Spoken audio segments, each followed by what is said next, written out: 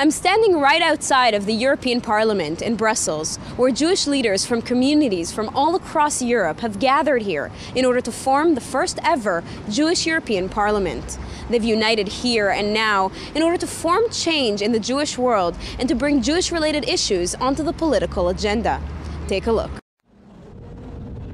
In the command center of pan-European politics, the European Jewish Parliament convened for a second day. At the European Parliament, panel discussions were held on the economic crisis in Europe and its impact on extremism, populism, and anti-Semitism. Dr. Antonia Parvanova, a member of the European Parliament from Bulgaria, moderated. I'm very glad that the European Jewish Parliament now is coming here to discuss and to propose ideas of what we should do in a positive and sustainable way to develop tolerance, but also to cope with intolerance. Parvanova says she and her colleagues are aware that baseless hatred for Jews is rearing its ugly head again in violent acts, in anti-Israel sentiment, and in politics. We have been detecting rising anti-Semitism in Europe for many years, and the most alarming for me is the recent developments of elections, for example, in France, when we have more stronger support for nationalists, or even in Greece, when we have a neo-Nazis in the parliament.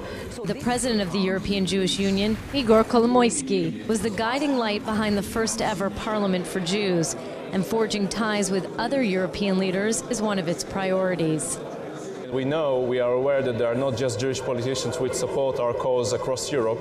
There are many good friends of Israel. For instance, there is the European Friends of Israel in the European Parliament. It's an initiative which started a couple of years ago. I hope it will be a beginning of good cooperation between the communities, between the different Jewish organizations in Europe, and between the organization at the Jewish Parliament and the European government and the European organization that may help us to provide some solutions for problems that existing in the Jewish life and in the global life of Europe.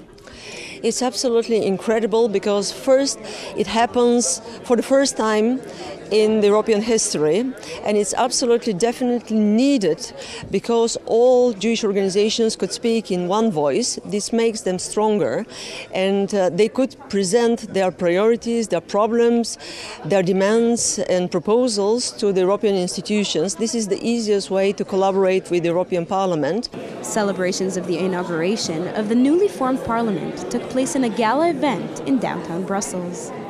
The European Jewish Parliament is modeled on the European Parliament. Its members are also elected directly by the people based on their individual merits. Now, that's different than how Jewish leaders across Europe are often chosen, which is usually by people inside existing organizations. The European Jewish Parliament hopes in their system to attract young, unaffiliated Jews with fresh ideas. I am a young professional. I have traveled a lot. I have benefited from every country where I lived. And I think my main goal is to try not to reproduce, but to establish the same strength as the Jewish young leaders in America, in Israel, and or in South Africa, where I have been as well, in France. A Jewish woman from Washington joined the EJP's meetings. But she's not an American working for President Obama or Republican presidential candidate Mitt Romney. Her boss is King Hamad bin Isa Al Khalifa of Bahrain. Hoda Nunu is the Bahraini ambassador to the U.S., a Jewish woman who represents her Muslim country. Across approximately 50 countries. And the people were elected by Jewish community in Europe. So more than 400,000 people voted to elect their own representative. And the number of parliament depends on the importance of the Jewish community. For instance, in France you have 9 or 10 members, and in other countries where the Jewish community is smaller, you have 1 member. Now, what is the role of this gathering, this parliament? Well, it's very broad, you know. Among them, it's to promote the Jewish value, and it's to take care about the concern of the Jewish community in Europe. For instance, anti-Semitism or the delegitimization, the growing delegitimization of Israel in Europe. And to remind to our fellow citizens in Europe that Europe was constructed on Judeo-Christian tradition and values. It was founded in Jerusalem, in Rome, and in Athens, and so we are totally part of the European history, and we have to remind it and to keep our place in the society.